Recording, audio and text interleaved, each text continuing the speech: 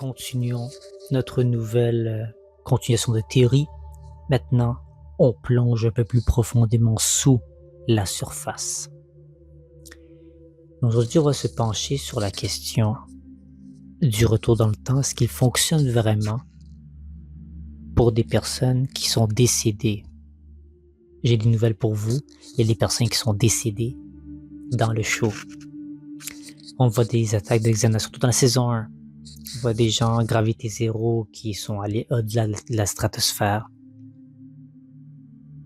On a même vu les parents d'Ulrich qui y passaient. Il y a des gens des élèves depuis bien longtemps qui sont partis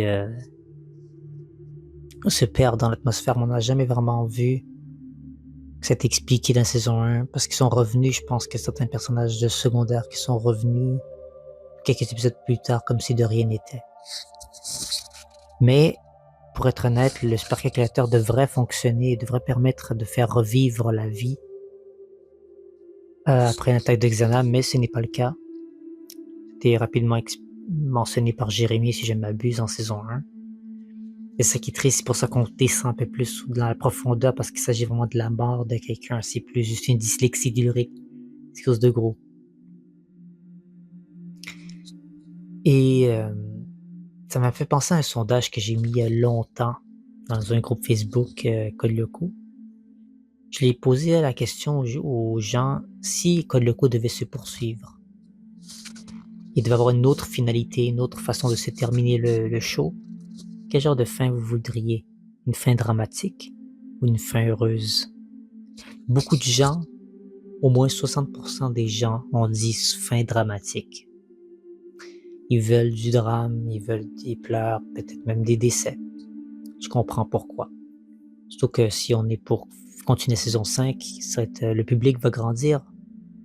Les fans, ils sont devenus adultes. On est tous devenus probablement des adultes à notre jour, j'espère.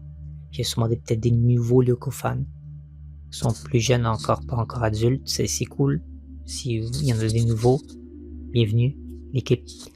Mais sinon, j'ai hâte de voir ce que ça va donner. Dans tous les cas, il y a une autre attaque. L'attaque de la musique mortelle. Ici, il y a vraiment des gens, vous voyez sur la photo, des gens sur la civière qui sont emportés sur une civière, littéralement, mais pas. Il y a un sac pour les morts. Donc, ces gens-là ne sont plus vivants.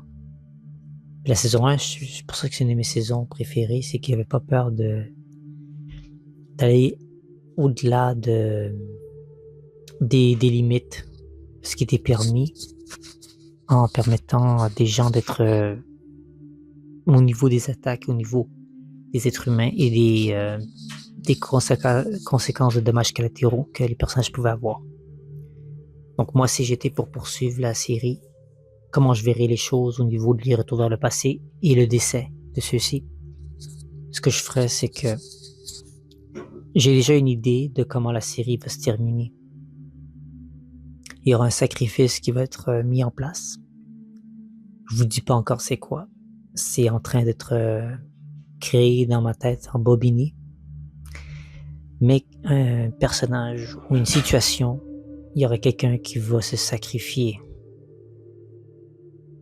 Et pour le plus grand bien, on n'a pas le choix en fait d'aller de l'avant dans cette optique.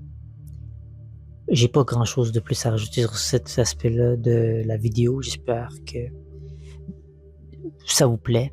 On va poursuivre plus tard dans une autre version d'une autre parcelle qui va être dévoilée de l'iceberg. Ça se peut que je descende plus profondément dans les profondeurs ou que je